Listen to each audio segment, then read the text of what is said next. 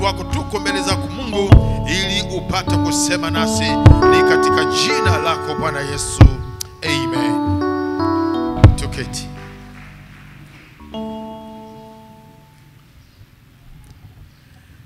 Neno letu ambalo tunajifunza siku ya leo ni chini ya kichwa kisemacho ushirika katika kumtumikia Mungu. Ushirika katika kumtumikia Mungu. Luka sura ya 8 mstari ule wa kwanza mpaka mstari wa 3. Luka sura ile ya 8 mstari wa kwanza mpaka mstari ule wa 3. Ikawa baada ya hayo, alikuwa akizunguka katika miji na vijiji, akihubiri na kuitangaza habari njema ya ufalme wa Mungu. Na wale tenashara walikuwa pamoja naye. Na wanawake kadha wa kadha ambao walikuwa na pepo wabaya na magonjwa wakaponywa.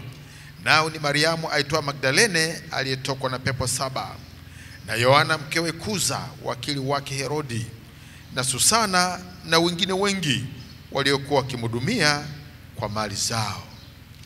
Bwana Yesu asifiwe. Tunaona mahali hapa jinsi ambavyo Yesu Kristo alipokuwa katika safari zake za injili, na jinsi ambavyo alikuwa na ushirika na watu wengine waliomwamini. Kazi ya Mungu haiwezi kufanywa na mtu mmoja, bali ni kazi inayofanywa na timu ya watu wanaompenda Mungu kwa ushirika, kwa kunia mamoja, kuwa na moyo mmoja, kwa nguvu moja na kwa pamoja. Lazima kuwe na timu ya watu ambao kwa pamoja watakuwa na nia ya kumtumikia Mungu pamoja. Ndivyo Bwana anavyofanya kazi. Warumi sura ya 15 na mstari ule wa 5 mpaka wa 6. Kitabu cha Warumi sura ile ya 15 mstari wa 5 mpaka mstari wa 6. Na Mungu mwenye saburi na faraja awajalie kunia mamoja ninyi kwa ninyi, kwa mfano wa Kristo Yesu, ili kwa moyo mmoja na kwa kinywa kimoja mpate kumtukuza Mungu Baba wa Bwana wetu Yesu Kristo. Kwa hiyo tunaweza kuwa na jinsi ambavyo lazima kuwe na timu ya watu ambao wanania mamoja, wao kwa wao, ili kwa moyo mmoja na kwa kinywa kimoja wapate kumtukuza Mungu, wapate kumtumikia Mungu. Na tunaona mfano wa Yesu Kristo yeye mwenyewe hapa katika andiko hili tulilotangulia kuliangalia, Luka sura ya 8 mstari wa kwanza mpaka wa 3, jinsi ambavyo alipokuwa katika safari zake za injili, akizunguka katika miji na vijiji, akihubiri na kuitangaza habari njema ya ufalme wa Mungu. Hakuwa peke yake, hakuwa mwenyewe. Wadhani Yesu alikuwa amepungukiwa na kitu? La, isipokuwa hii ni kanuni, na yeye aliye Bwana na Mwokozi wetu, kielelezo na mfano wetu, hapa alionyesha jinsi ambavyo alikuwa na timu. Alikuwa na timu ya watu ambao aliambatana nao katika kufanya kazi pamoja. Biblia inasema alikuwa anazunguka katika miji na vijiji, na alichokuwa anafanya huko ni kuihubiri habari njema ya ufalme wa Mungu. Na tunaona hapa wale tenashara walikuwa pamoja naye. Wale tenashara ni nani? Ni wale wanafunzi wake 12 ambao walikuja kuwaita kuwa mitume. Alikuwa pamoja nao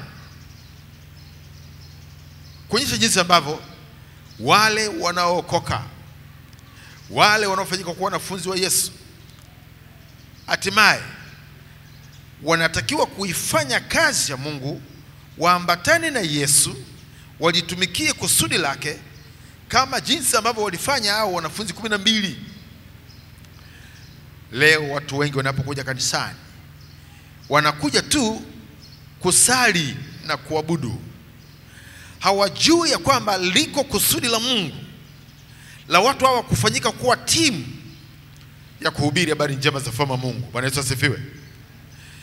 Yesu akawa anazunguka nao hawa wanafunzi wake tenashara kila alikokwenda wakati wa safari zake za kuhubiri Injili. Lakini sio hao tu. Tunaona hapo katika mstari wa 2 kwamba kulikuwa na wanawake kadha wa kadha ambao walikuwa na pepo wabaya na magonjwa wakaponywa. Na wanatajwa hapo Mariamu aitwa Magdalene aliyetokwa na pepo 7.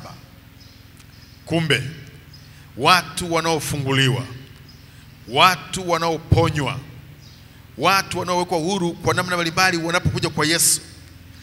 Kristo Yesu yeye naye ana makusudi nao, kwamba baada ya kuponywa kama alivyoponywa hapa huyu Mariamu aliyekuwa na pepo 7, hatimaye huyu naye anaingia katika timu ya watu ambao Yesu alikuwa anazunguka nao katika miji na vijiji wakitangaza habari njema. Bwana Yesu asifiwe. Bwana Yesu asifiwe.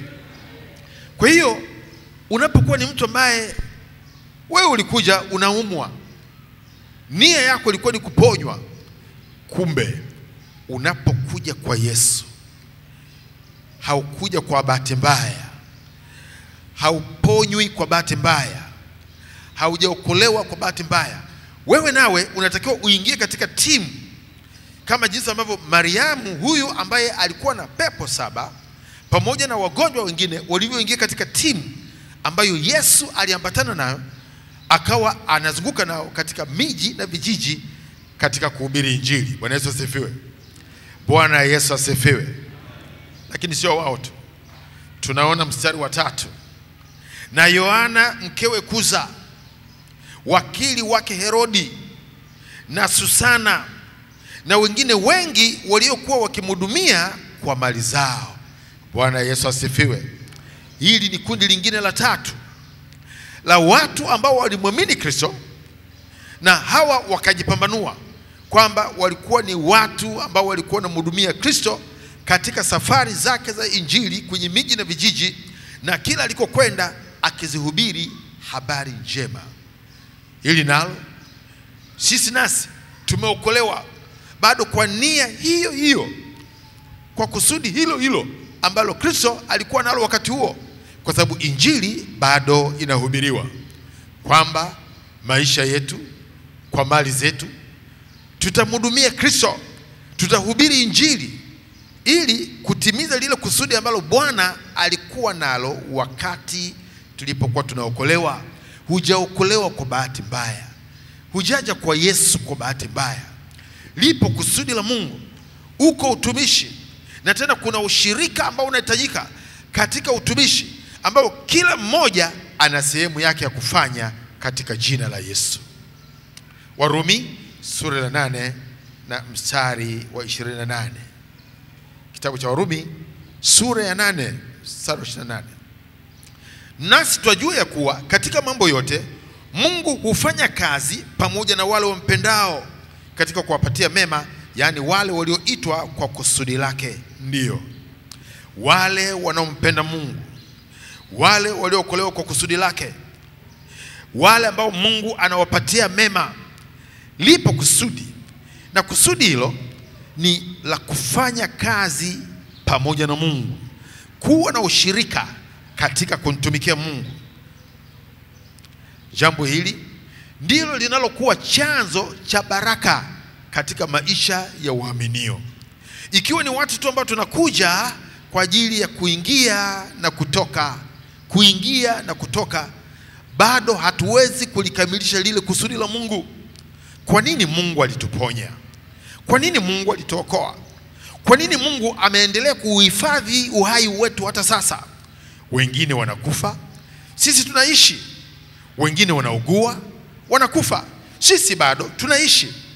Lipo kusudi la Mungu la kutuita, lipo kusudi la Mungu la kutuokoa, ili tuweze kutimiza yale yote ambayo Bwana aliyakusudia kwa wokovu wetu katika jina la Yesu.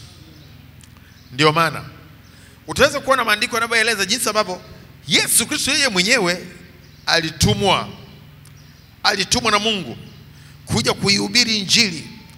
Lakini alipotumwa na Mungu akaja duniani kuihubiri Injili, anafanya wanafunzi.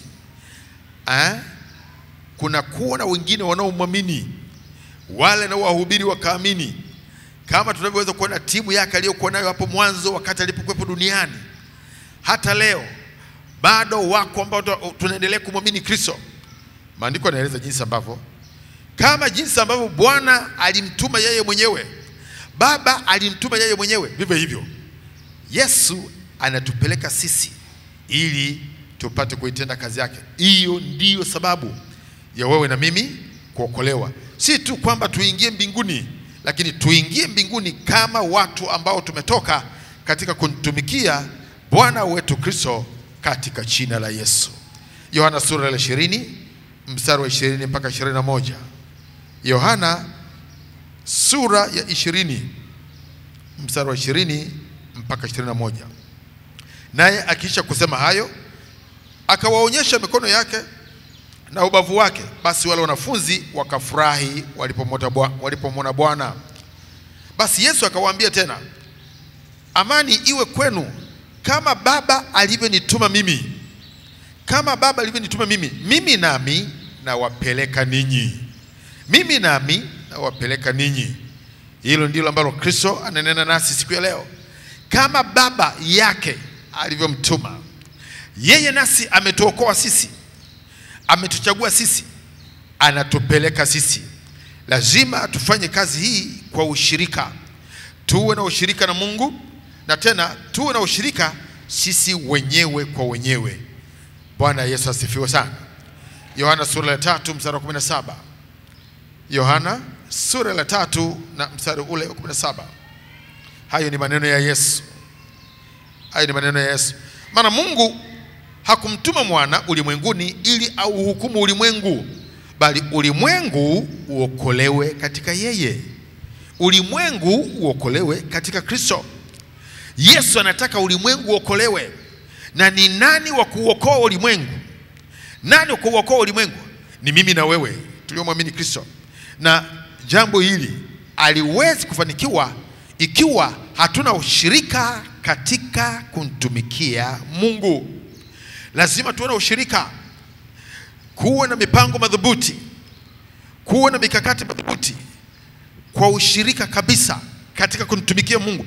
Ndipo tukapoona hili kusudi la Mungu la kuokoa ulimwengu likitimia. Yohana sura ya 17 mstari wa 18. Yohana sura ya 17 na mstari ule wa 18. Kama vile ulivyonituma mimi ulimwenguni, nami vivyo hivyo naliwatuma hao ulimwenguni.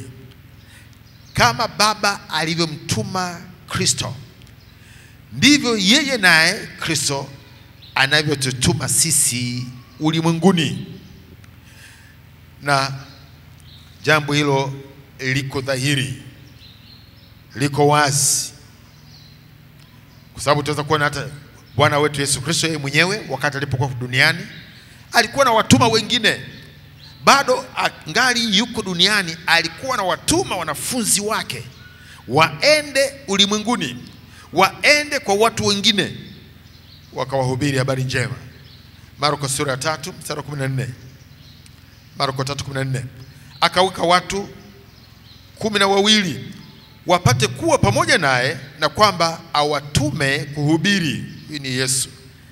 Akawaweka wengine 12, ndio wale wanafunzi wake, wapate kuwa pamoja naye, na kwamba awatume kuhubiri. Luka sura ya 10 mstari wa 1 mpaka wa 2. Luka 10 mstari wa 1 mpaka wa 2. Basi baada ya hayo Bwana aliweka na wengine 70, akawatuma wawili wamtangulie kwenda kila mji na kila mahali alipokusudia kwenda mwenyewe. Anawatuma kama timu, anawatuma wawili wawe na ushirika, washirikiane katika kutimiza kusudi hilo la kuhubiri ulimwengu, Angalia hata wakati walipokuwa wanaondoka, muda mfupi kabla ya kupaa kwenda mbinguni, akarudia tena hayo maneno. Mathayo sura 28 mstari wa 19 mpaka 20. Mathayo 28 mstari wa 19 mpaka 20. Basi hayo ni maneno ya Yesu. Basi enendeni mkawafanye mataifa yote kuwa wanafunzi, mkiwabatiza kwa jina la Baba na Mwana na Roho Mtakatifu, na kuwafundisha kuyashika yote niliyowaamuru ninyi, na tazama mimi nipo pamoja nanyi siku zote hata ukamilifu wa dahari. Yesu anatuagiza wanafunzi wake, twende katika mataifa, twende ulimwenguni mote, tukawafanye watu kuwa wanafunzi.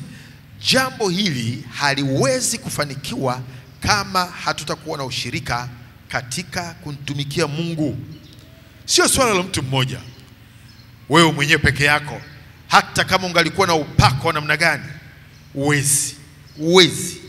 Yesu Kristo aliyekuwa na upako kuliko utumishi wote, bado aliwahitaji wanafunzi wake 12. Bado wale aliowaponya akina Magdalena aliambatana nao. Bado maandiko yanasema kwamba kulikuwa na watu wengine wengi, akina Yohana mke wa Kuza, wakili wa Herodi, akina Susana, wengine wengi waliokuwa wakimhudumia kwa mali zao. Ndio kusema kwamba kuna uwekezaji ambao unatakiwa kufanyika. Ni utumishi ambao unagharimu, ni utumishi ambao unahitaji watu, ni utumishi ambao unahitaji fedha, unahitaji mambo mengi. Ili jambo hili liweze kutimia, lazima kuwe na ushirika katika kumtumikia Mungu. Wako watu ambao wanapokuwa katika ushirika wanajiondoa. Anadhani kwamba yeye anaweza kutoka mwenyewe peke yake alafu aende akatumike peke yake mahali. Haiwezekani. Na si kila mtu ambaye Mungu amemkusudia kwamba huyo atakuwa ameitwa ili aambatane na watu wengine katika kufanya kazi ya Mungu. Hapana. Uko wito maalum ambao Mungu atakuwa anawaita watu, atakuwa anamuita mtu, ili mtu huyo sasa yeye aweze kuwa na wanafunzi hao, tena shara. Yeye huyo chini yake kutakuwa na wale watu ambao wameponywa, wamefunguliwa. Yeye huyo watakuwepo wengine kama jinsi ambavyo walikuwa wakati wa Yesu, akina Yohana mkewe Kuza, akina wakili wa Herodi, akina Susana na wengine wengi ambao watakuwa na ushirika katika kufanya kazi ya Mungu, wakiwa tayari, wakiwa radhi kwa hiari yao, hata wanatoa walivyo navyo kwa ajili ya kumtumikia Bwana, kwa ajili ya kuhubiri injili na kuipeleka injili kote ulimwenguni kama Yesu alivyoagiza. Bwana Yesu asifiwe. Bwana Yesu asifiwe. Kwa hiyo tutaweza kuona huduma hiyo ikifanya wanafunzi wengi, watu wakibatizwa, watu wakipokea nguvu ya Roho Mtakatifu, watu wakiokolewa, watu wakibadilishwa maisha yao, kwa sababu Mungu amemweka huyo, amemtuma huyo kuwa kiongozi katikati ya watu wengine. Bwana Yesu asifiwe sana. Na Mtume Paulo yeye alipambanua kwamba ole wake asipoihubiri injili. Ole wake kama hakuihubiri injili. Maneno haya ningeweza kusema yanamhusu mtu yeyote yule ambaye amefanyika kuwa mwanafunzi wa Yesu. Mwanafunzi wa Yesu maana yake ni mfuasi. Kama alivyokuwa mwalimu, kama alivyoishi mwalimu, kama mwalimu alivyotumika, kama mwalimu alivyomtumikia baba yake, ndivyo mwanafunzi. Kwa hiyo ole wetu wanafunzi wake Yesu ambao ametutuma, kama baba alivyomtuma mwalimu wetu, kama baba alivyomtuma Bwana wetu Kristo, ametupeleka na sisi, ametutuma na sisi. Lakini ole hii ni ya kila mtu ambaye ameokolewa na anampenda Yesu. Ole kama hakushiriki katika kazi hii ya kuipeleka injili kwa wengine. Maana Kristo anasema mapenzi yake ni awai yeyote ile asipotee, bali kila mmoja apate huo uzima wa milele. Bwana Yesu asifiwe. Bwana Yesu asifiwe. Wakorintho wa kwanza sura ya 8. Wakorintho wa kwanza sura ya 9 samani. Wakorintho wa kwanza sura ya 9 mstari wa 16 mpaka mstari wa 17. Wakorintho wa kwanza sura 9 mstari wa 16 mstari wa 17. Maneno ya Paulo mtume. Maana ijapokuwa naihubiri injili, sina la kujisifia. Maana nimewekewa sharti, tena ole wangu nisipoihubiri injili. Maana nikiitenda kazi hii kwa hiari yangu, nina thawabu. Ila ikiwa si kwa hiari yangu, nimeaminiwa wakili. Ole wangu nisipoihubiri injili. Ole wetu, ole wako, ole wangu ikiwa wewe uihubiri injili. Hilo peke yake linaweza likakukosesha mbingu. Ni kosa kubwa sana la mtu kutokujua kwa nini ameokolewa, kwa nini Yesu ameendelea kukuacha hai, kwa nini Yesu amekuwa akikutetea, akikupa uzima na kukuponya magonjwa, kwa nini Yesu ameendelea kutupa uzima, ametupa afya. Kwa nini? Ole wetu ikiwa hatutumii nafasi hiyo kuhubiri injili. Ndugu yangu, ngoja nikwambie, mengine yote ambayo tunayapokea kwa ile uzima huu ni ziada. Chochote kile ambacho unakiona kwenye maisha yako kinaendelea ni ziada. Ni ziada. Ni ziada. Kwa sababu ni kitu cha duniani, kitaishia kwenye dunia hii. Ni ziada. Lakini kusudi lililo kubwa kabisa, ndio na Paulo mtume akasema ole. Maana alijua jinsi ambavyo Sauli huyu ambaye alikuwa analiharibu kanisa, Yesu angaliweza kumwangamiza, lakini akamsamehe, akamwokoa, akamkomboa, akampa kazi ya kuhubiri injili, awe mtumishi wa Mungu, afanyike kuwa mtume. Na ndivyo alivyokuwa, akawa mtume wa mataifa. Anasema ole wangu nisipohubiri injili. Ni kujitambua tu. Alijitambua kwamba neema hii aliyopewa, upendo huu ambao Mungu ameuonyesha kwake, ni mtu aliyekuwa anafanya maovu, hasira ya Mungu ingaliweza kushuka juu yake akamwangamiza, lakini sivyo ilivyokuwa. Akamponya, akamwokoa, alafu akamtuma aihubiri injili. Ole, Paulo mtume anasema ole wangu mimi kwa neema hii niliyopewa, kwa rehema hizi. Ole wangu ikiwa sihubiri injili. Ndivyo ilivyo hata kwetu. Huyu Mungu anayetupatia uzima na afya, anayetutetea, tuna jambo gani la kumlipa? Wadhani unaweza kumlipa Mungu fedha?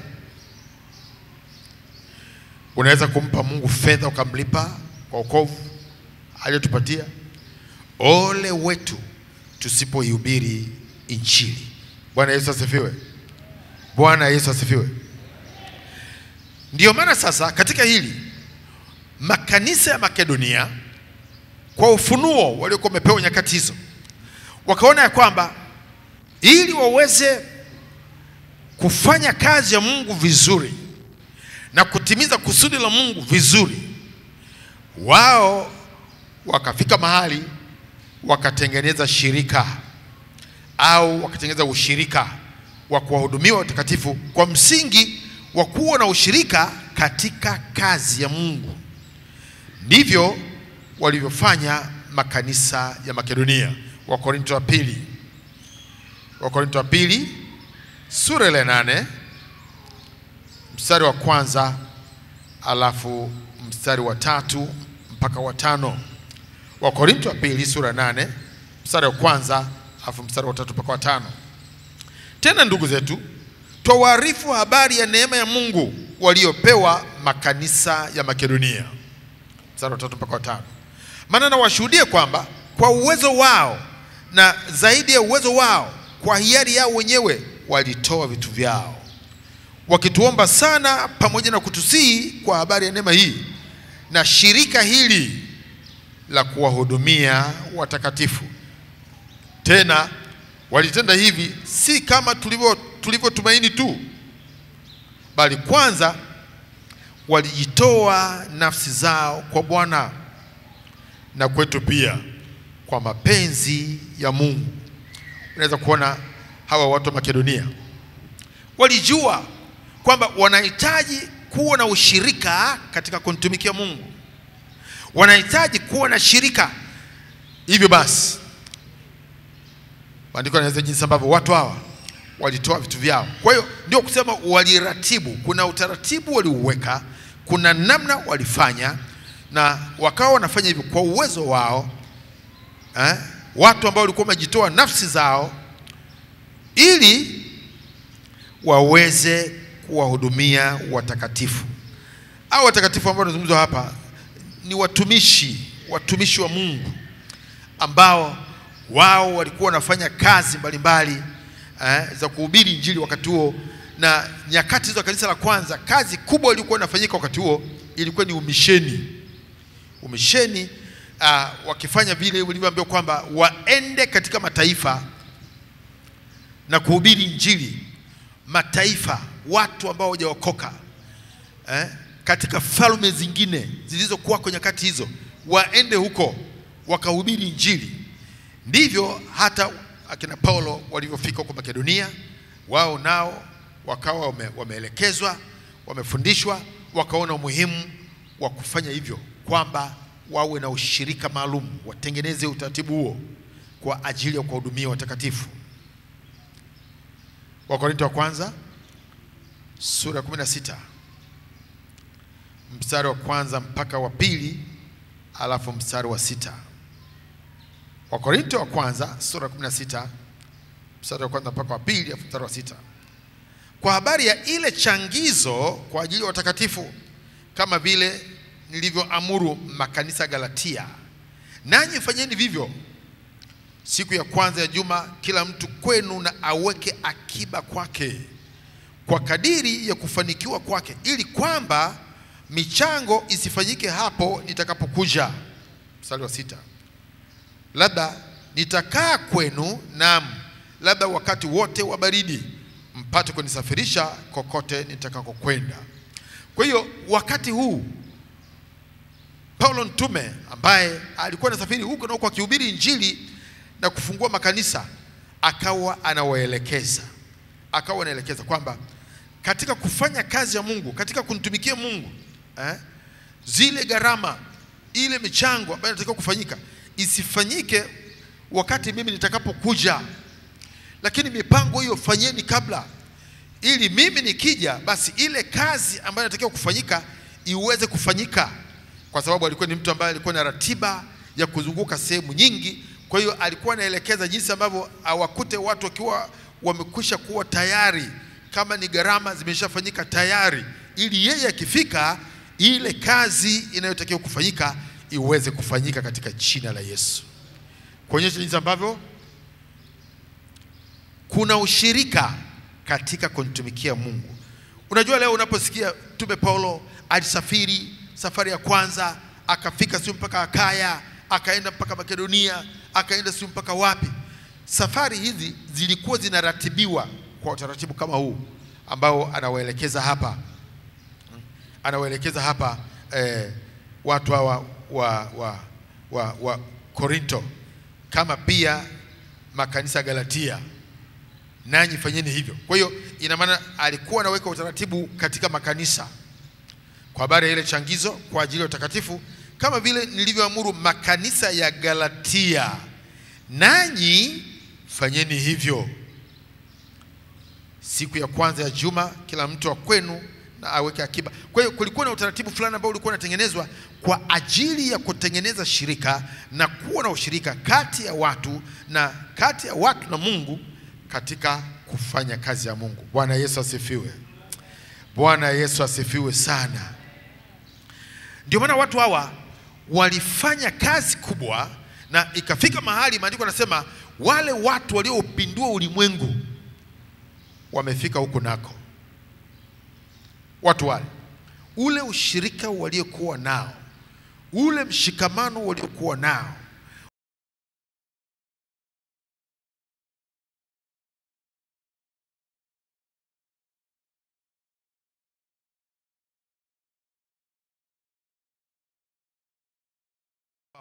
wasiingie mji wowote na kupindua ulimwengu hapo katika jina la Yesu. Walikuwa na umoja. Haikuwa kazi ya mtu mmoja, halikuwa jambo la kumsubiria mtu mmoja, haikuwa hivyo. Lakini walikuwa ni watu ambao walikuwa na utaratibu.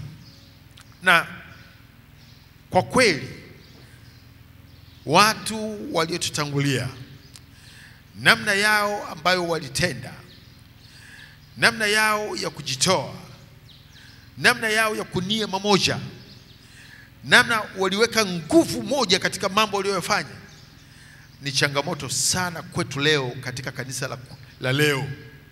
Na kati ya mambo wanasema, hivi kwa nini yale mambo ya zamani hatuyaoni? Kanisa la kwanza tunasoma jinsi ambavyo watu walikuwa wanaokolewa, kila siku watu walikuwa wanaokolewa. Kwa nini leo hatuoni? Mbona hatuoni hivyo leo? Ile miujiza ilikuwa inafanyika, miujiza mikubwa, kwa nini hatuoni hivyo leo? Unaweza kuona jinsi ambavyo Mungu anahimiza sana umoja. Bwana asifiwe. Bwana anatufundisha sana juu ya umoja. Iweni na umoja kama sisi tulivyo na umoja. Anafundisha sana umoja. Umoja ule ndio uliokuwa nguvu nyakati za kanisa la kwanza. Umoja ule ndio ambao ulimwinua Mungu, na Mungu akafanya mambo makubwa katikati yao kwa sababu ya umoja waliokuwa nao katika Kristo. Umoja waliokuwa nao katika imani. Ilikuwa hivyo. Tofauti sana na jinsi tunavyoona leo. Mambo yalivyo leo sivyo ilivyokuwa nyakati hizo. Ni umoja, mshikamano, kunia mamoja. Petro anakamatwa na Herodi anafungiwa ndani ili apate kuuawa kwa umoja wao. Watu wao wanakusanyika pamoja, wanaanza kumomba Mungu. Wanaanza kumomba Mungu kwa bidii. Matokeo yake Bwana anatuma malaika, anakuja kumfungua Petro gerezani. Umoja, iwe ni maombi, iwe ni jambo lolote lile, walikuwa wanashikamana kwa pamoja, na watu wakawa wanatambua kwamba hawa watu wana ushirikiano, na wakawa wanawatenga. Haikujalisha wanaokoka, wana umoja wao. Wote ambao walikuwa wanaokoka, wote walikuwa na kete miguuni pa mitume, wote kwa pamoja wanashirikiana, iwe ni chakula, iwe ni nini. Kwa hiyo hata kama ndugu wanamtenga mtu aliyeokoka nyakati hizo, hakukuwa na shida, maana watu wale walikuwa wanakusanyika pamoja, wanakula pamoja, wanasali pamoja, wanaomba pamoja. Ndivyo kanisa lilivyopata kusonga mbele na kufanikiwa na kumshinda adui nyakati kanisa la kwanza katika jina la Yesu. Maana Wayahudi walikuwa na tabia, mtu akitoka kwenye imani yao walikuwa wanamtenga. Sasa kama anatengwa, ataenda wapi? Ataenda kuishi wapi? Lakini watu wakagundua kwamba tunahitaji kuwa pamoja. Sisi tuliomwamini Bwana tuwe pamoja, tuwe kitu kimoja. Hata kama wale wanaoamini kule watatengwa, tutawaleta katikati yetu, tutawahudumia. Bwana Yesu asifiwe. Jambo ambalo leo haliko ndani ya kanisa. Leo mtu akiokoka, akipita kwenye majaribu, shauri yake mwenyewe. Leo mtu akiokoka, akikataliwa na ndugu zake, akikataliwa na watu wa imani aliyokuwa nao, wale ambao walikuwa wanaishi nao, hana kwa kwenda. Na wengi wanarudi nyuma, wanarudi kule walikotoka, kwa sababu hakuna msaada, hakuna namna ambayo watu hawa kanisa limejiandaa kuwapokea, na kuwakumbatia na kuwalinda na kuwatetea ili waendelee katika imani. Bwana Yesu asifiwe. Sivyo hivyo inavyopaswa, ndugu zangu. Sivyo hivyo. Kwa maana yake ni kwamba leo mtu ambaye anaweza kuendelea na imani ni yule tu ambaye yeye mwenyewe ataweza kujitetea, yeye mwenyewe ataweza kusimama, yeye mwenyewe haiwezekani. Hakuna mtoto ambaye atazaliwa alafu ataanza kujitunza yeye mwenyewe, ataanza kujihudumia yeye mwenyewe, ajitafutie maziwa yake yeye mwenyewe. Ni watoto wachanga katika imani, lazima walelewe. Wanawezaje kutunzwa? Wanawezaje kusimama? wanawezaje kuendelea mbele ikiwa hakuna ushirika, hakuna shirika la kuhakikisha kwamba wachanga hawa ambao wanazaliwa, haijalishi wanapitia katika vita gani, kanisa limejiandaa kupambana na hiyo vita kwa ajili yao katika jina la Yesu. Ndio. Lakini leo shauri yake atajijua mwenyewe. Haikuwa hivyo nyakati za kwanza. Haikuwa hivyo hata wakati mimi ninaokoka. Haikuwa hivyo. Haikuwa hivyo. Watu wote ambao walikuwa wanakutana na vita, tulikuwa tunawakaribisha kwenye majumba yetu.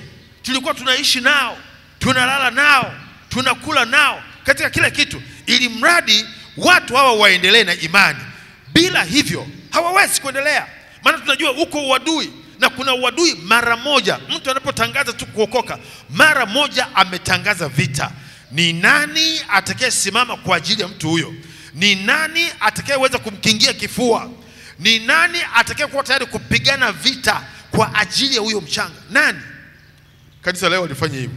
Lakini tunakasema unajua, yani siku hizi watu wakiokoka, yani wataka waendelee na imani.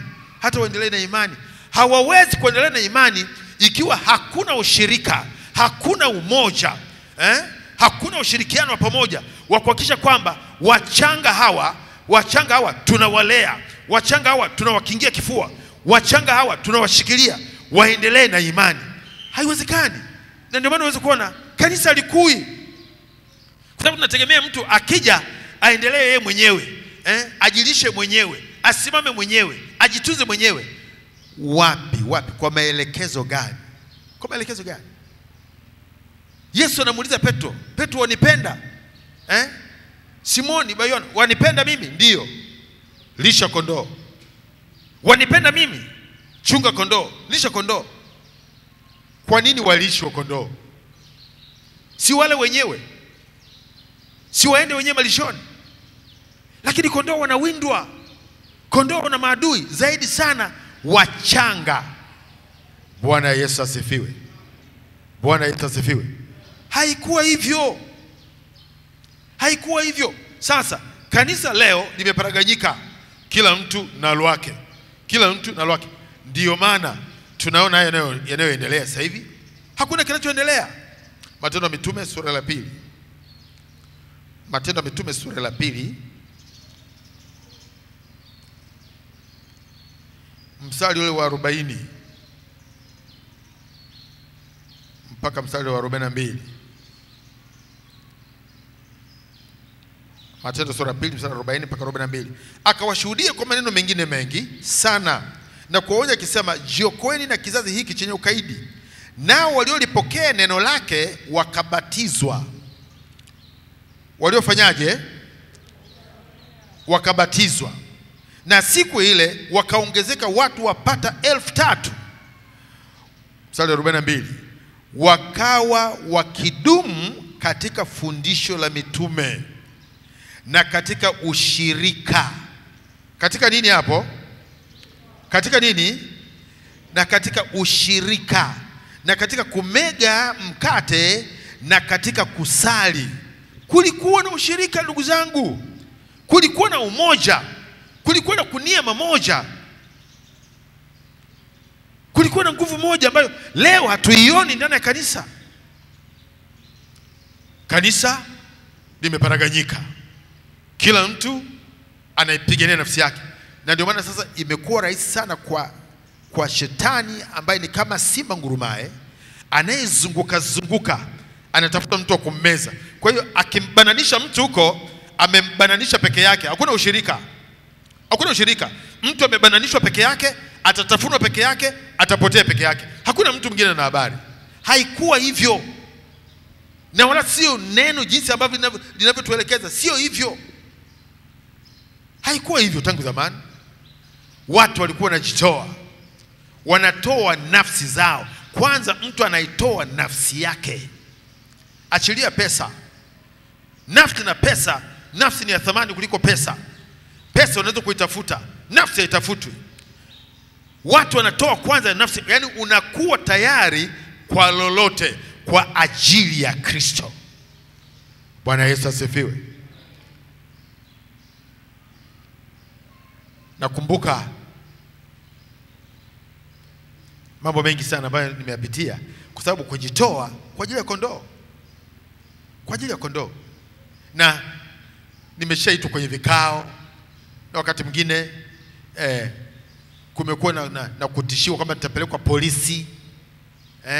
Chungaji kupeleka polisi. Wewe ndio unasababisha.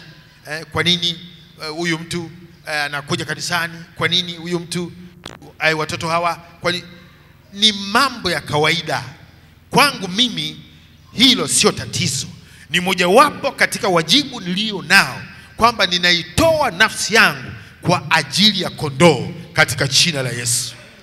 Mimi sio mchungaji wa mshahara. Na hivi ndivyo ipasavyo kwa yeyote yule anayesema ni mwanafunzi wa Yesu. Lazima aitoe nafsi yake kwa ajili ya Kristo. Bwana Yesu asifiwe. Tio shaitwa kwenye vikao na vitu kama hivyo, wala sishangae wala sioni ajabu. Achilie kutoa mali au kutoa vitu. Ni nini? Vitu hivi ambavyo tutaviacha ni nini? Kwa hiyo mtu wa mwilini ndiye ambaye ataona kwamba vitu ni vitu, vitu ni vya thamani sana, vitu hivi.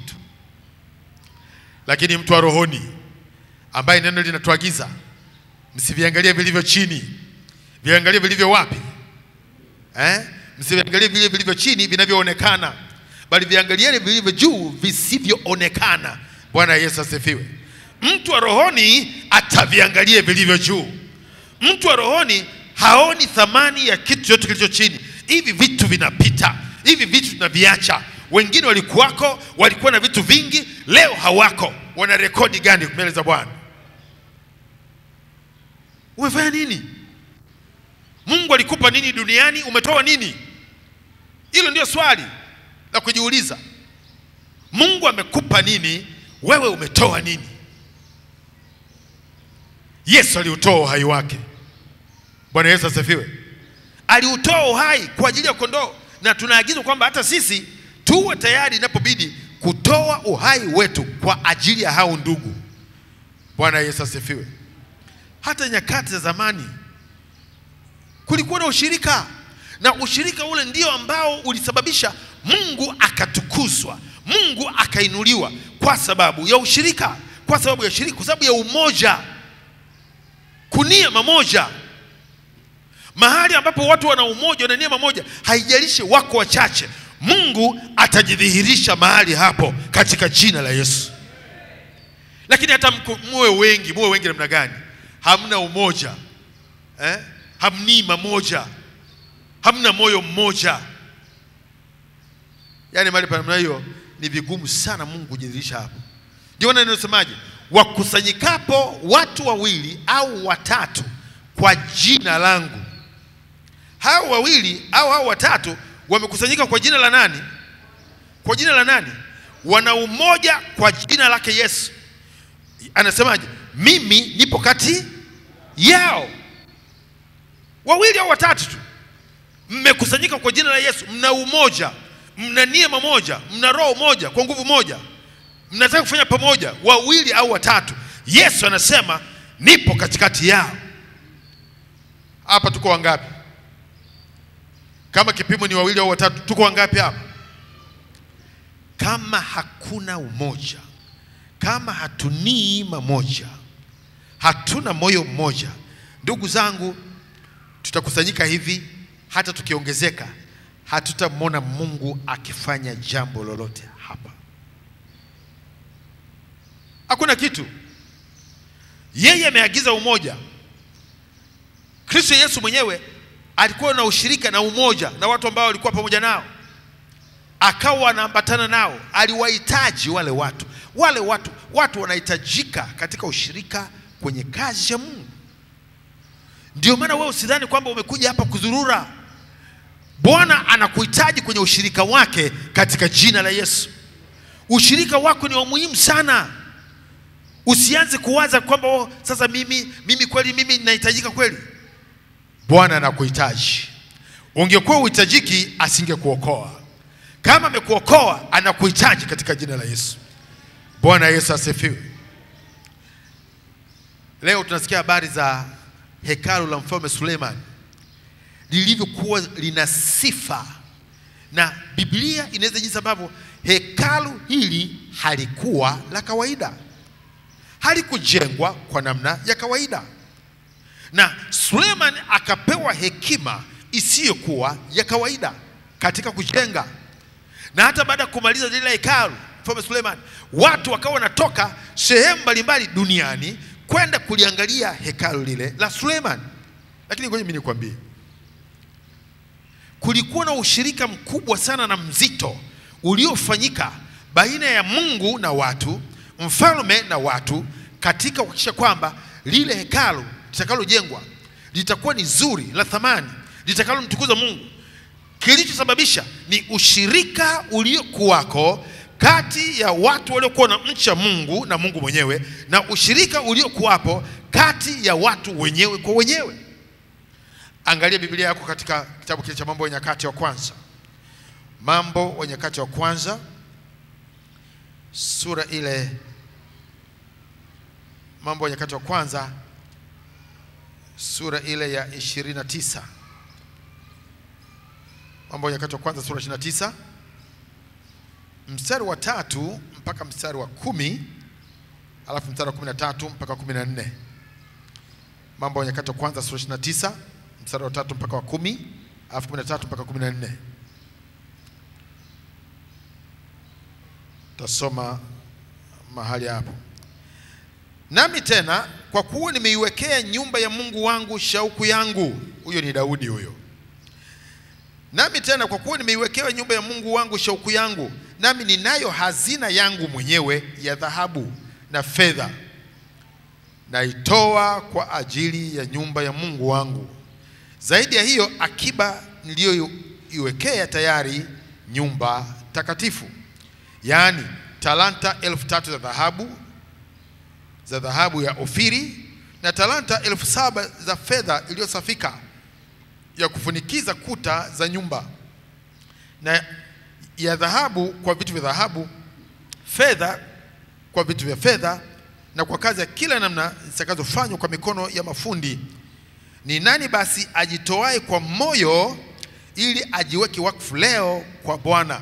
Huyu alikuwa ni Mfalme Daudi, ambaye alikuwa anatoa vitu hivyo kwa ajili ya kujenga ile hekalu, na anauliza hapa ikiwa yuko mtu mwingine ajitoae kwa moyo ili ajiweke wakfu kwa Bwana. Mstari wa 6 na kuendelea. Ndipo wakuu wa mbari za mababa na wakuu wa kabila za Israeli na maakida wa maelfu na wa mamia pamoja na wasimamizi wa kazi ya mfalme wakajitoa kwa hiari yao, nao wakatoa kwa ajili ya utumishi wa nyumba ya Mungu dhahabu talanta 5,000 na dakoni 10,000 na fedha talanta 10,000 na shaba talanta 10,018 na chuma talanta 1,100. Na wale walioonekana kuwa na vitu vya thamani wakavitoa vitiwe katika hazina ya nyumba ya Bwana chini ya mkono wa Yerieli Mgeshoni. Ndipo hao watu wakafurahi kwa sababu wametoa kwa hiari yao wenyewe, kwa sababu kwa ukamilifu wa moyo kwa hiari yao wenyewe wamemtolea Bwana. Mfalme Daudi naye akafurahi kwa furaha kuu. Kwa hiyo Daudi akamhimidi Bwana mbele ya mkutano wote, naye Daudi akasema, uhimidiwe Bwana Mungu wa Israeli baba yetu milele na milele. Mstari wa 13 mpaka 14.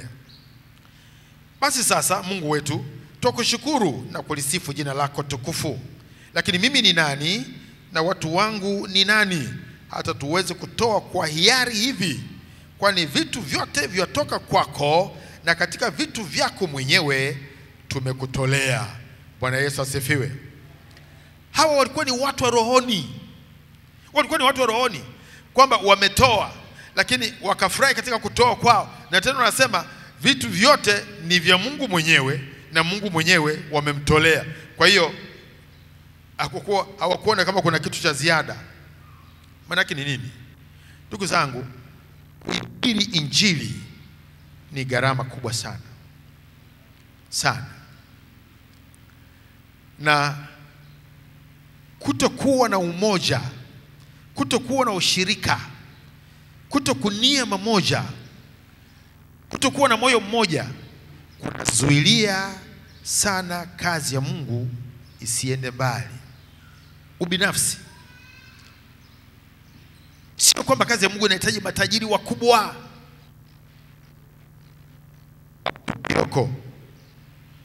Watu tulioko, kama tutakuwa na umoja, tulioko, kama tutakuwa na upendo, tutakuwa na utayari,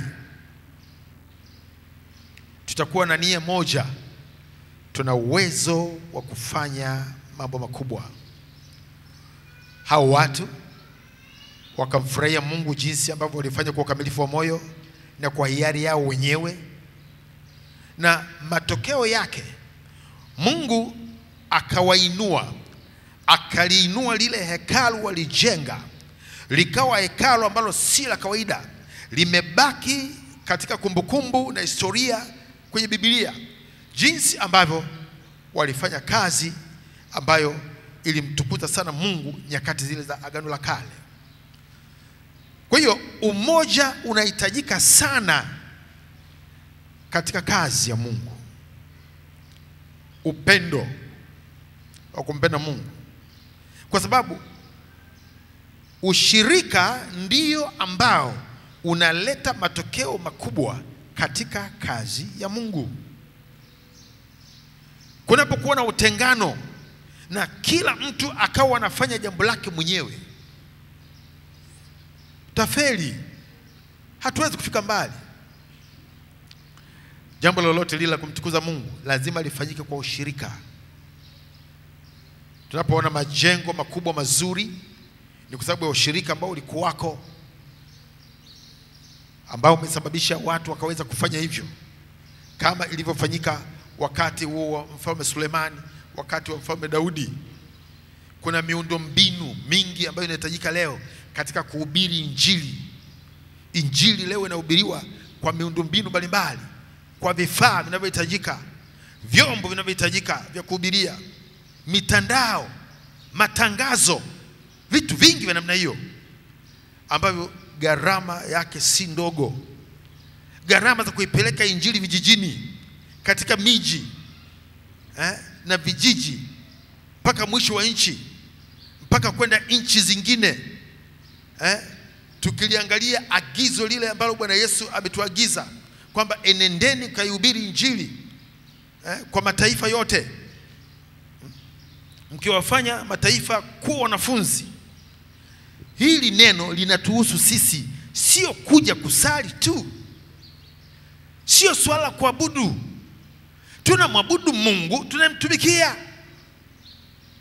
Tunaridhika na kuja Jumapili na kusikia neno na kurudi nyumbani. Hilo sio kusudi la Mungu. Hiyo ni sehemu tu, lakini kuna kazi kubwa ya kufanya. Na kila mtu aliyeokoka, kuna kitu Mungu ameweka ndani yako. Yesu asifiwe. Kuna kitu Yesu ameweka, wewe hujui, na huwezi kujua mpaka utakapoiamsha nia yako ya kutumika. Narudia tena, hutajua kitu ambacho Kristo amekiweka ndani yako. Wanasema, kwani mimi ameweka nini? Mimi sijaona. Hutajua mpaka siku utakaposema, ikiwa Mungu aliniokoa ili nitumike, basi acha nitumikie tu Mungu. Acha nitumikie Mungu na nia ile kutumika. Mungu sasa ndipo atakapoinua kile ambacho alikuweka ndani yako, kwamba utamtumikia Mungu kwa namna gani, kwa njia gani. Sababu sio lazima uwe mchungaji, sio lazima uwe sio nani, lakini kuna kitu Mungu amekiweka ndani yako. Wengine wengi hawajui. Hawajui wamewekewa nini, hawajui wamebeba nini. Na kuambia, umembeba Kristo maishani mwako. Nasema umembeba Yesu maishani mwako. Lakini umembeba ili afanye nini? Huwezi kujua mpaka utakapoiamsha nia yako ya kumtumikia Bwana kama alivyosema. Bwana Yesu asifiwe. Bwana Yesu asifiwe. Kwa hiyo napohitimisha, unahitaji ushirika katika kumtumikia Mungu. Hakuna mtu anaweza kumtumikia Mungu mwenyewe. Mimi sina ushirika wowote, wala mimi sina kanisa lolote. Yani mimi natumika tu popote pale, natumika tu popote pale. Hakuna utumishi wa namna hiyo. Akina Paulo hawakuwa hivyo. Akina Priscilla na Akila hawakufanya hivyo. Akina Barnaba haikuwa hivyo. Akina Timotheo, akina Gayo hawakufanya hivyo. Walikuwa na ushirika, na ushirika wa kumtumikia Mungu, huo ndio ulio bora. Bwana Yesu asifiwe. Bwana Yesu asifiwe. Nitarudia tena. Mahali ambapo wako watu wana nia na kusudi la kumtumikia Mungu katika maisha yao, na kuna fursa ya kumtumikia Mungu hapo, na jambo hilo linapewa kipaumbele, mahali hapo ni pazuri kama nini. Pana kutengenezea thawabu zako, pana kutengenezea mbingu yako, pana kutengenezea taji zako, na hutaingia mbinguni kama mwizi msalabani. Bwana Yesu asifiwe. Bwana Yesu asifiwe. Mbona mwizi msalabani yeye naye aliambiwa hivi, leo utakuwa pamoja nami peponi? Ndiyo, lakini aliingia akiwa hana kitu. Hakuwa na kitu, na kuna sababu kwa nini hakuwa na kitu. Hakuwa na hiyo nafasi ya kutumika. Dakika ya mwisho msalabani. Wewe ni mwizi msalabani? Mungu anakupa maisha, Mungu anakupa uhai, Mungu anakupa siku za kuishi, anakupa uzima, anakupa afya. Unaishije? Siku tulizopewa, siku tunazoongezewa na Mungu, siku tunazoachiliwa na kufunulia leo, ni ili unitumikie Mungu wako. Ni ili unitumikie Mungu wako. Sawa, kama utalima mashamba, sawa. Kama utajenga majumba, sawa. Lakini hivyo vyote muda mfupi sana ujao havitakuwa na maana yoyote kwenye maisha yako. Muda mfupi sana ujao, miaka 10, 15, 20, vyote hivi havitakuwa na maana yoyote. Lakini viko ambavyo unafanya leo, umuhimu wake na thamani yake, hiyo inadumu milele yote katika jina la Yesu. Bwana Yesu asifiwe. Bwana Yesu asifiwe. Kama umefunuliwa, Bwana Yesu asifiwe sana. Haleluya.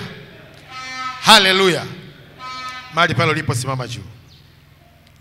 Simama juu. Mshukuru Mungu. Mwambie Bwana asante. Huu ni ufunuo. Bwana asante. Mshukuru Mungu. Mungu anataka uwe na ushirika, na ushirika huo unatokana na wewe. Wewe, maana unacho kinywa, una uwezo wa kunena mamoja, una uwezo wa kunia mamoja, unazo nguvu. Tunaweza kuweka pamoja hizo nguvu, tuna uwezo wa kufanya pamoja. Hebu njoo mbele za Bwana, mshukuru Mungu kwa neno hili, na mueleze Mungu unataka nini baada ya kujifunza. Paza sauti yako. Paza sauti yako. Paza sauti yako. Bwana wa uweza, angalia Bwana, angalia Mungu.